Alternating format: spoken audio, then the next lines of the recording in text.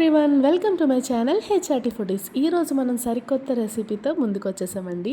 ఈరోజు మనం పాలకూర ఫ్రై ప్రిపేర్ చేసుకుందాం. జనరల్గా ఓన్లీ పాలకూర అయితే అంతగా బాగుండదు కాబట్టి దీనికి కాంబినేషన్గా మనం బంగాళదుంపని తీసుకుందామండి. ఇప్పుడు పాలకూరని చిన్న ముక్కలుగా కట్ చేసుకొని బాగా కడిగేసుకొని పక్కన పెట్టుకోండి. ఇప్పుడు కళాయిలో ఆయిల్ వేసుకొని నేను చూపించే పోపులన్నీ వేసుకొని బాగా ఫ్రై అయిన తర్వాత బంగాళదుంపలు ఒక 1 కప్ బంగాళదుంపలు చిన్న చిన్న ముక్కలుగా కట్ చేసుకొని మూత పెట్టుకొని సిమ్లో దగ్గరికి ఫ్రై చేసుకోండి. అది కొంచెం ఉడికిన తర్వాత అందులోనే సరిపడినంత సాల్ట్ వేసుకోండి. అప్పుడు 2 మినిట్స్ బాగా ఫ్రై చేసుకున్న తర్వాత ముందుగా మనం కట్ చేసుకున్న ఈ పాలకూర ఉంటుంది కదండి, దాన్ని కూడా ఈ బంగాళదుంపల్లో వేసేసుకొని ఒక్క 5 మినిట్స్ దగ్గరికి మగ్గనిస్తే చాలండి. పాలకూర బంగాళదుంప రెసిపీ కంప్లీట్ అయిపోయినట్టే. దీన్ని మనం రైస్తో కానీ చపాతీతో కానీ సర్వ్ చేసుకుంటే చాలా బాగుంటుంది. హెల్త్కి అయితే చాలా మంచిదండి. దీన్ని చాలా విధాలుగా వండుకుంటారు. పప్పు పాలకూర వండుతారు, పాలకూర ఫ్రై చేస్తారు.